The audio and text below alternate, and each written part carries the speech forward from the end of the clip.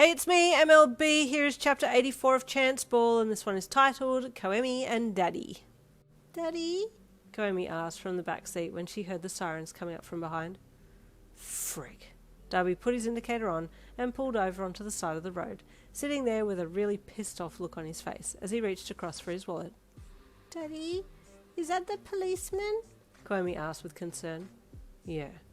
Are they taking you to jail? No, baby. Did you do a bad thing? Yeah, I went through a red light, Dabi said in a stiff-toned voice. There was silence in the back seat for a bit, and Dabi metaphorically sweated it out, waiting for the policeman to come to his window, his attention wholly on the pending ticket. Well, that's shit, Koemi's voice wafted in from the back seat. Thankfully, the comedic value of the line was not lost on Dabi, and he cracked a smile, letting out a small chuckle. Yeah, it is, he said with a small smile back at her as the officer approached Dabi's driver's side window. Good afternoon, sir. Have you got your driver's permit handy, please? I'd like to have a look at it, the officer said seriously. Dabi handed it out the window to the officer and smirked. I promise it's not a forgery. I can actually drive. What you saw is not a true representation. Dabi joked. You care to explain what happened back there? The officer asked, lightening up a little. Sorry, Miss in the back seat distracted me, Dabi admitted.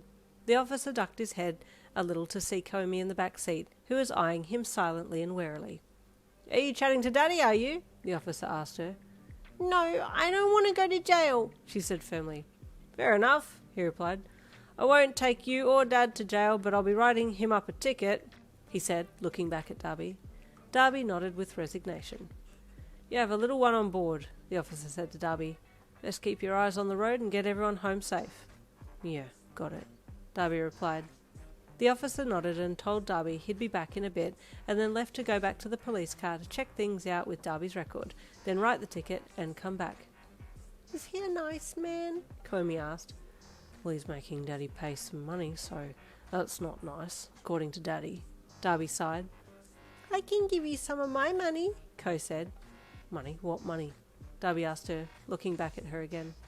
I borrowed money from Mummy's wallet, Koemi admitted calmly. Oh, you did you? I'm very interested to see how much you've borrowed, Dabi said with intrigue. That might just help me out.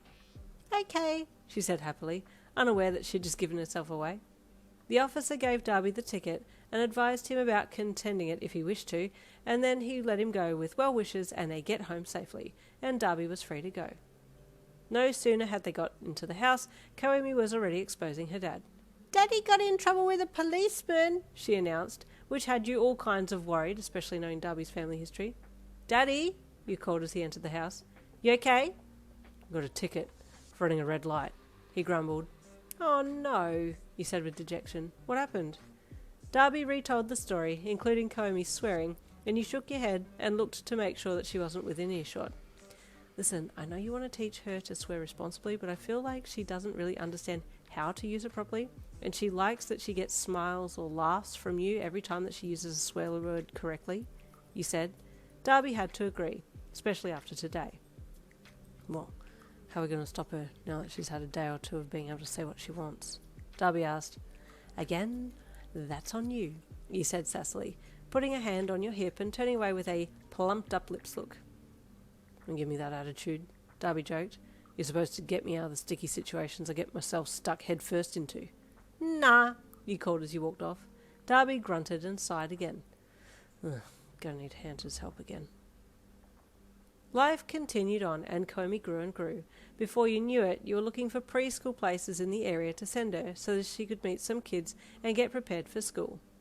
Feeling your youth calling you, you decided to send her to the preschool near Nekoma Primary and High School.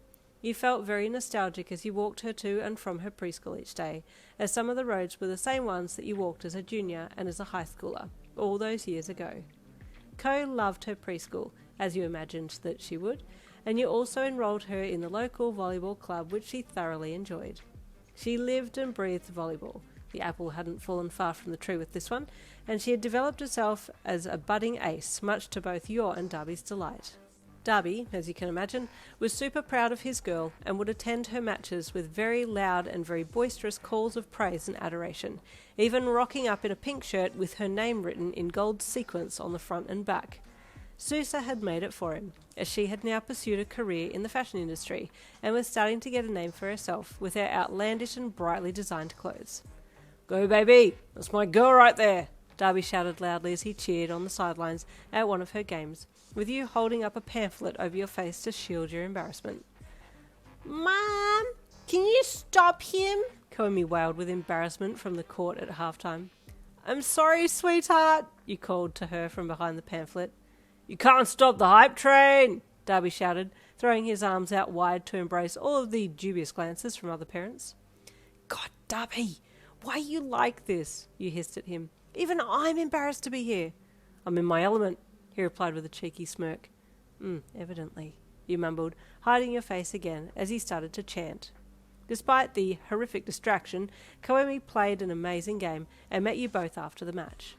"Dad, I'm 4 years old now. Can you not do that? It's embarrassing," she sassed him as she walked out to the car with you and Dad, him in his bright pink top. "Bye, Coco," a fellow small voice called out to her. "Oh, bye, Mio. I see you tomorrow," she replied to her friend, waving madly. "You two have always been close," you said to your girl as you got in the car. "It's nice that you're in the same preschool and team now." "Yeah, she's very good at volleyball," Ko said nonchalantly. "Oh, I miss Wobble. Bring back Wobble," Dabi said sadly, opening the car door for her to get in. "I'm a big girl now, Daddy. I can say the word volleyball."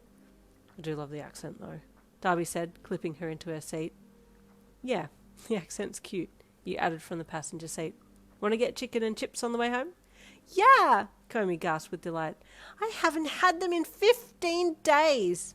15 days seemed to be the longest time frame that she could come up with, and if anything had the potential to be going on for a long time, or not happening for a long time, it was always comparable with 15 days. "You want to watch Wobble when we get home?" Dabi asked cheekily. "It's volleyball, Dad," Ko sassed with an eye roll, and you hid your smirk. "I see the sass grows with age," Dabi mused to you. "I do believe she gets that from you." "You love the sass," you replied. "I sassed you from day one, so I'm sorry if you didn't see this coming with our daughter, then you're not very bright." "Good point," Dabi mused, putting the car in gear and driving off from the venue down the road. "Hey, Ko, are you excited to be in school next year? You're going to be in kindy," you said to her. "Yeah, am I going to Nekoma like you and Dad?" "Yep, you are," you said with a smile. "You'll be amazing, I just know it."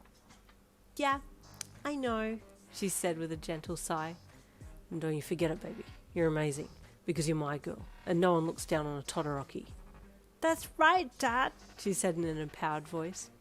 "Hell yeah," he said with a firm nod and an open palmed slap to the steering wheel. You chuckled away at their antics and smiled off out your window. After getting chicken and chips from the shop, you headed home to watch volleyball together, but you couldn't help but feel like your body was a little off. "I'm feeling a little bloated, and I've been super tired these last few days. When was my last period?" The other two were happily watching the TV, so you got up and went upstairs for a moment. "Should I take a test?" you wondered, walking into the bathroom and closing the door before rummaging in the bottom drawer to find a pregnancy test. Thankfully, there were 2 tests left, and they were both in date, so you pulled one out of the packaging and read the instructions again just as a refresher on how to take the test properly, because it had been a while since you'd had it done. Once you had captured a sample and set the stick on the side of the bathroom sink, you waited. You promised yourself that you wouldn't look, so turned away from the test and waited for 3 minutes before looking back at it again. You were pregnant. "Oh my God," you gasped softly, grabbing the stick to take a closer look at the words written in bold. Your mind reeled, but above all else you were excited to be giving Koemi a sibling, and you knew Dabi would be over the moon about another kid too. How do I tell him? I need to do something cool or random. You thought for a moment and then picked up the test and hid it up your shirt as you walked out of the bathroom and back downstairs to the kitchen. What do I do? What do I do? You thought, looking around. Then you had a brainwave. You'd just leave it on the bench with a caption, "What's one more, right?" written on a piece of paper next to it, and then wait. Quickly grabbing a pen and just leaving the positive test there next to your quote, you then grabbed a drink from the fridge and stood there waiting for Dabi to come out. You knew that he'd come looking for you after a while, so you waited. It was another 5 minutes before he called out from the lounge. "Hey babe," he called. "Yeah?" you called back. "You good?" "Yeah, just getting a drink from the kitchen," you called to him. There was silence for a bit, and then you heard him get up off the lounge and come looking for you.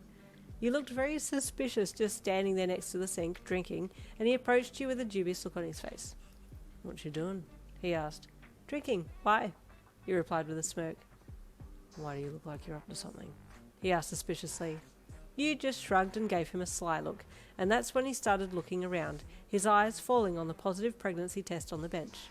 He looked at it, looked away, looked at it again, walked over and stared at it, looked at you, looked back down at it again, looked back at you, and just stared while you grinned and then started chuckling. Hey, baby number 2's on the way. Stay tuned for the next chapter coming tomorrow. I'll see you then.